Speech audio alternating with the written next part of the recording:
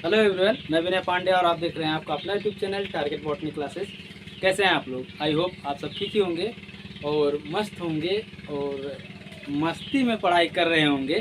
Okay, तो हम लोग पिछले लेक्चर में ऑर्गेनोजेनेसिस या अंग विकास और प्लेसेंटा का निर्माण या फिर फॉर्मेशन ऑफ प्लेसेंटा और सगर्भता का निर्माण प्लस तीसरे से 8वें सप्ताह का विकास और एक्टोडर्म से व्युत्पन्न संरचनाएं, मीजोडर्म से व्युत्पन्न संरचनाएं और एंडोडर्म से व्युत्पन्न संरचनाएं, इन सभी को हम लोग पिछले लेक्चर में देख चुके हैं। ठीक, और वहीं पर हमारा तीसरा चैप्टर मानव जनन समाप्त होता है। ठीक, और आज से अगला चैप्टर है जनन स्वास्थ्य। ठीक, तो आइए जनन स्वास्थ्य में देखते हैं क्या है जनन स्वास्थ्य में। तो चलिए आज से नया टॉपिक और नया चैप्टर जनन स्वास्थ्य, आज से हम लोग इनके बारे में पढ़ेंगे। ठीक, तो चलिए स्टार्ट करते हैं। जैसा कि पिछले अध्यायों में दिए गए वर्णन से स्पष्ट है कि मानव शरीर संरचना जो होती है अत्यंत जटिल होती है। ठीक, इनकी फिजियोलॉजी या फिर कार्यकीय में वातावरणीय दशाओं के बदलते रहने के कारण इनमें कुछ न कुछ परिवर्तन होते रहते हैं।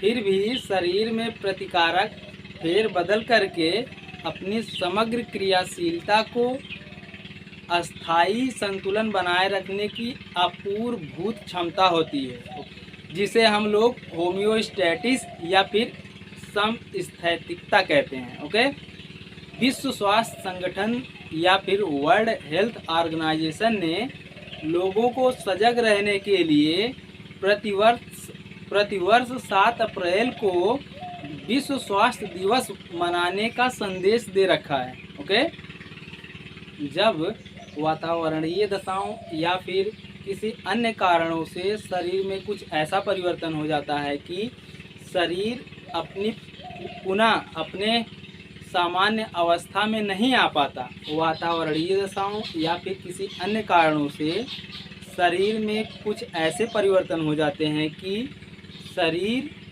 पुनः अपने सामान्य अवस्था में नहीं आ पाता है, तो ऐसी दशा को हम लोग रोगीली दशाएं कहते हैं। ओके, या फिर कह सकते हैं कि रोगीली दशाएं उत्पन्न हो गई हैं। ओके, प्रजनन स्वास्थ्य या फिर रिप्रोडक्टिव हेल्थ की समस्याएं जो हैं निम्नलिखित हैं या फिर बहुत सारी हैं। ओके, सबसे पहला नंबर है कि वेल मैच्योर होने से पहले ही बच्चों की शादी कर देना। इस उम्र में बच्चों की जनन क्षमता और लैंगिक लक्षणों का विकास होता है, उसी समय में लोग बच्चों की शादी कर देते हैं और इससे जो होता है रिप्रोडक्टिव हेल्थ पर बहुत ज़्यादा इफेक्ट पड़ता है। ओके, जब तक बच्चे वेल मैच्योर ना हो जाएं तब तक उनका शादी नहीं करना चाहिए। अगर ऐसा करते हैं तो उनके जनन स्वास्थ्य पर बहुत भारी प्रभाव पड़ेगा। ओके, और क्या होता है, जब बच्चे वेल मैच्योर नहीं रहेंगे या फिर पूर्ण रूप से यौनावस्था में नहीं रहेंगे और उस समय अगर बच्चों की शादी कर दी जाए तो उनके शरीर का ग्रोथ जो होता है वो रुक जाता है। तो जब तक बच्चे वेल मैच्योर ना हों तब तक शादी नहीं करना चाहिए। ओके, और नंबर 3 समस्या है कि माता और शिशुओं की मृत्यु दर अधिक होना। ओके, और नंबर 4 है मानव में धर्म परंपरा का बंधन होना। ओके, और नंबर 4 है कम उम्र में ही बार बार संतान को जन्म देना या फिर बहुत ही कम उम्र में बार बार बच्चे पैदा करना। ये भी जो है जनन स्वास्थ्य पर बहुत ज़्यादा प्रभाव डालता है। ओके, और जनन स्वास्थ्य संबंधी समस्याओं को दूर करने के लिए भारतवर्ष में अनेक योजनाओं का प्रारंभ हुआ, जिसे हम लोग परिवार नियोजन या फिर फैमिली प्लानिंग कहते हैं। ठीक, और परिवार नियोजन की शुरुआत जो है 1951 ईस्वी में हुई और भारतवर्ष में जनन स्वास्थ्य संबंधी समस्याओं को दूर करने के लिए यह कार्यक्रम जो है 1997 ईस्वी में पूर्ण रूप से संचालित हुआ। ओके, और इसे जनन एवं शिशु स्वास्थ्य सेवा कार्यक्रम के नाम से जाना जाता है। इसे शॉर्ट फॉर्म में कहते हैं RCH। Okay, reproductive and child health. Okay, यह कार्यक्रम मानव में प्रजनन स्वास्थ्य एवं शिशु देखभाल तथा जनन नियंत्रण को सुविधा व प्रोत्साहन प्रदान करता है। ओके, जनन स्वास्थ्य पाने के लिए भारतवर्ष में अनेक कार्यक्रम सुचारू रूप से संचालित किए गए हैं, जैसे सगर्भता, प्रसव में सुविधा, यौन संचारित रोग का निदान और गर्भ निरोधक का उपयोग, बांझपन आदि। गर्भ निरोधक का उपयोग, बांझपन आदि समस्याओं हेतु चिकित्सा सहायता सरकार द्वारा उपलब्ध कराई गई है या फिर सरकार द्वारा दी जाती है। ओके, मानव भ्रूण हत्या रोकने के लिए एमिनोसेंटेसिस जांच पर सरकारी प्रतिबंध लगा दिया गया है। तो आइए चलते हैं अब आगे की तरफ। यौन संचारित रोग एवं उसका निदान। ठीक, यौन संचारित रोग को लैंगिक संचारित रोग या फिर सेक्सुअल ट्रांसमिटेड डिजीज या फिर STD भी कहते हैं। ठीक, तो आइए देखते हैं यौन संचारित रोग कितने प्रकार के होते हैं। ठीक, तो यौन संचारित रोग या लैंगिक संचारित रोग जो होते हैं वो निम्न प्रकार के होते हैं। तो आइए एक एक करके बारी बारी से देखते हैं।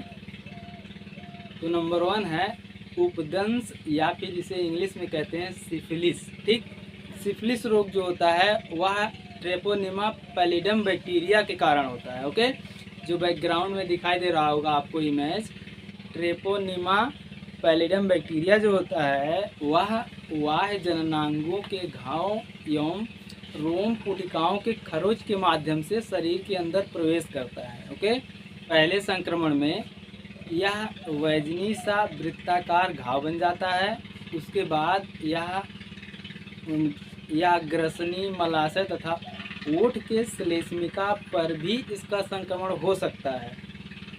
2 से 6 सप्ताह में घाव ठीक हो जाते हैं। फिर कुछ सप्ताह बाद ज्वर तथा लसिका की गांठों में सूजन तथा त्वचा पर चेचक जैसे ददोरे एवं पित्तिकाएँ बनने लगती हैं। कुछ सप्ताह बाद त्वचा पर तथा रुधिर परिसंचरण तंत्र एवं तंत्रिका तंत्रों के अंगों में लसदार पदार्थों से भरी गिल्टियाँ बनने लगती हैं। इससे अधिक रुधिर स्राव, अंगघात, पागलपन आदि जैसी समस्याएं हो सकती हैं। और गर्भवती महिलाओं में इस रोग से भ्रूण पर घातक प्रभाव पड़ता है और इसका ट्रीटमेंट भी है। सिफिलिस या उपदंश जैसे डिजीज़ की ट्रीटमेंट के लिए टेट्रासाइक्लिन और पेनिसिलिन जैसी दवाओं का प्रयोग किया जाता है। ओके, उसके बाद आता है नंबर 2 सुजाक, जिसे इंग्लिश में गोनेरिया कहते हैं। ओके, सुजाक या गोनेरिया जो होता है वह नाइसेरिया गोनेरी बैक्टीरिया से होता है। ओके, यह नाइसेरिया गोनोरी बैक्टीरिया जो होता है यह बाहर नहीं पाया जाता है, यह मनुष्य के शरीर के अंदर, ठीक, स्त्रियों एवं पुरुषों के मूत्र मार्ग में पाया जाता है। इसके संक्रमण से मूत्र त्यागने में जलन तथा उदरसूल होता है। ओके, और इससे रानों की गांठें फूल सकती हैं और पोथों में भी पीड़ा होने लगती है। और यह सुजाक या फिर गोनेरिया का बैक्टीरिया जो होता है नाइसेरिया गोनोरी, यह एक व्यक्ति से दूसरे व्यक्ति में सेक्सुअल इंटरकोर्स या संभोग के द्वारा या संभोग के माध्यम से फैलता है। ठीक, और इसका ट्रीटमेंट है पेनिसिलिन। ठीक, पेनिसिलिन से गोनेरिया डिजीज़ का ट्रीटमेंट किया जाता है। ओके, उसके बाद फिर नंबर 3 है क्लेमाइडिया। क्लेमाइडिया डिजीज जो होता है वह क्लेमाइडिया ट्राइकोमेटिस बैक्टीरिया के कारण होता है। ओके, इस बैक्टीरिया के संक्रमण से मूत्र शोथ या फिर यूरेथ्रिटिस अधिवृषण शोथ या इपिडाइडिमिटिस नामक रोग होता है। ठीक, यह रोग नर में होता है। कौन सा? यही मूत्र मार्ग शोथ एवं अधिवृषण शोथ जो होता है यह नर में होता है, और स्त्रियों में गर्भाशय ग्रीवा शोथ या फिर सर्विसिटिस नामक रोग होता है। ओके, और क्लेमाइडिया के उपचार के लिए टेट्रासाइक्लिन व डीऑक्सीसाइक्लिन नामक औषधि का प्रयोग किया जाता है। ओके, नंबर 4 है ट्राइकोमोनियासिस डिजीज। ठीक, तो आइए इसमें देखते हैं। ट्राइकोमोनास वेजाइनिलिस, यह नर के या पुरुषों के मूत्र मार्ग में तथा स्त्रियों के वेजाइना का एक पोषदीय परजीवी है। ओके, यह सुजाक या गोनेरिया और प्रदर या फिर ल्यूकोरिया से संबंधित है। ओके, और यह बीमारी जो है संभोग या सेक्सुअल इंटरकोर्स के द्वारा फैलता है। ओके, उसके बाद नंबर 5 है जेनिटल हर्पीस। यह जेनिटल हर्पीस डिजीज जो होता है वह हर्पीज सिम्प्लेक्स वायरस सेकंड या द्वितीय के कारण होता है। ठीक, इस वायरस को शॉर्ट फॉर्म में HSV सेकंड या द्वितीय, ठीक, हर्पीज सिम्प्लेक्स वायरस द्वितीय के कारण जनन अंगों में सूजन, पीड़ा, घाव और योनि तथा मूत्र मार्ग से पानी आने लगता है या पानी निकलने लगता है। ओके, और जेनिटल हर्पीस डिजीज के उपचार के लिए एसाइक्लोविर नामक दवा का प्रयोग किया जाता है। ओके, उसके बाद नंबर 6 है जनन अंग पर मस्से या फिर genital वार्ट्स। Okay, genital ward disease जो होता है वह ह्यूमन पैपिलोमा वायरस के संक्रमण से होता है। ओके, इसके अत्यधिक वृद्धि से स्त्रियों के यौन व सर्विक्स में मस्से निकल आते हैं और यही मस्से बाद में कैंसर का रूप ले लेते हैं। ओके, और इसका उपचार जो है जेनिटल वार्ट डिजीज का ट्रीटमेंट जो होता है वह लेजर सर्जरी द्वारा या फिर अल्फा इंटरफेरॉन नामक दवा से किया जाता है। ठीक, जेनिटल वार्ट डिजीज का उपचार जो है वह लेजर सर्जरी व अल्फा इंटरफेरॉन नामक दवा से किया जाता है। ओके, उसके बाद नंबर 7 आता है या नंबर 7 आता है एड्स, जो कि सबसे डेंजरस बीमारी है। और आइए इसके बारे में बात करते हैं थोड़ा सा डिटेल में और अच्छे से और पूरा डिटेल में।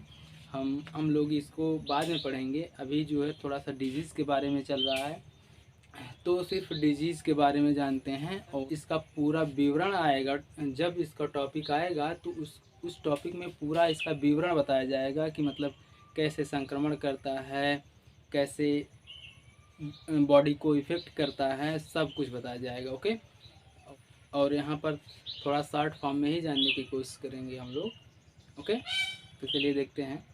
एड्स का फुल फॉर्म होता है एक्वायर्ड इम्यूनोडिफिशियंसी सिंड्रोम।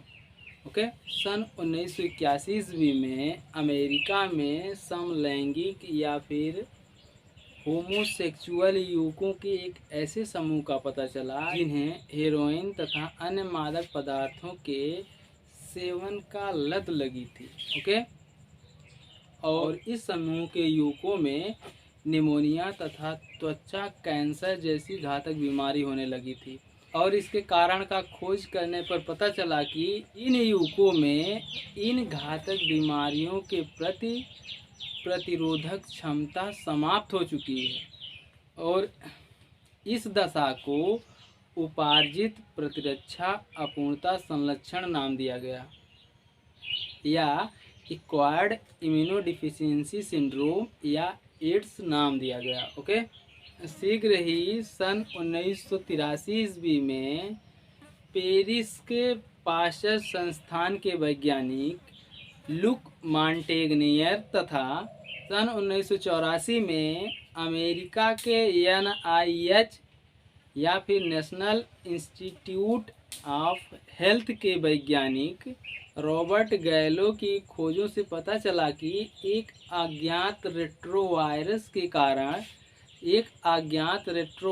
के कारण इन लोगों में या उन युवकों में प्रतिरक्षा तंत्र या इम्यून सिस्टम समाप्त हुई है। ओके, मई 1986 ईस्वी में वायरस नामकरण की अंतर्राष्ट्रीय समिति ने इसे HIV या फिर मई 1986 ईस्वी में वायरस नामकरण की अंतर्राष्ट्रीय समिति ने इस वायरस को HIV या फिर ह्यूमन इम्यूनोडिफिशियेंसी सिंड्रोम नाम दिया। ओके, ह्यूमन इम्यूनोडिफिशियेंसी सिंड्रोम को हिंदी में मानव अपूर्णता प्रतिरक्षा वायरस भी कहते हैं। ठीक, नामकरण अंतर्राष्ट्रीय समिति को शॉर्ट फॉर्म में ICVM, ठीक, शॉर्ट फॉर्म में ICVM कहते हैं। और इस ICVM का फुल फॉर्म होता है international committee on viral nomenclature. Okay, लगभग 30 औषधियों से एड्स के इलाज की क्षमता का अनुमान लगाया गया है। ओके, उसमें से कुछ औषधियों को जान लेते हैं हम लोग।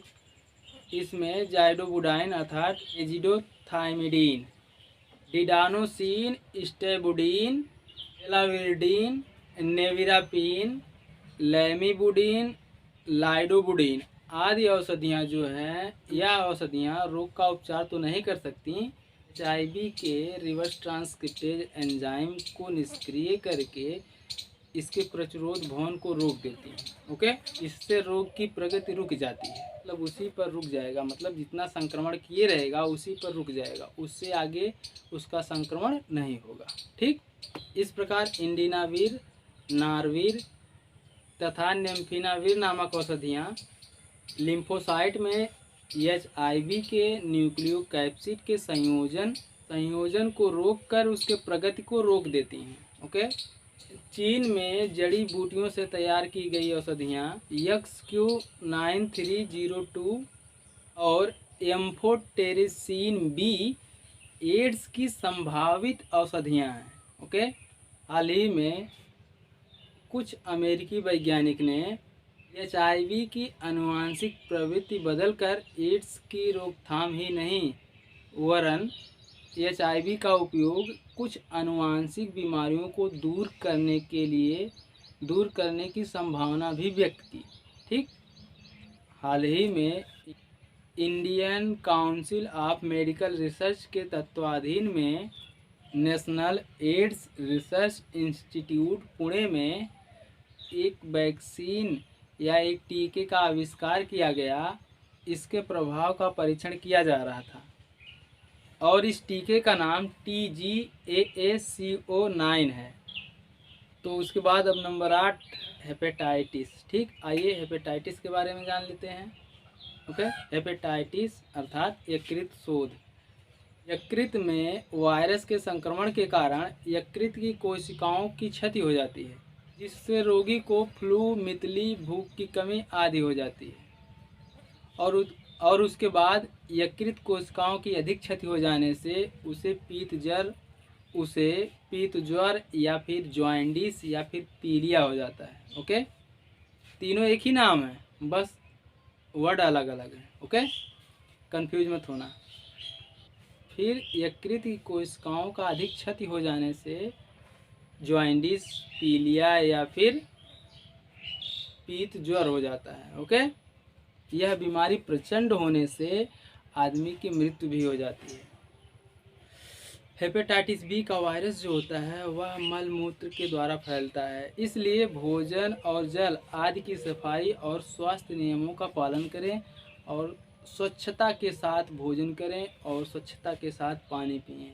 ओके, अगर आप स्वच्छता के नियमों का पालन करेंगे तो हेपेटाइटिस आपको नहीं होगा। ओके, जो मलमूत्र के माध्यम से रोग फैलता है उसे हेपेटाइटिस ए कहते हैं।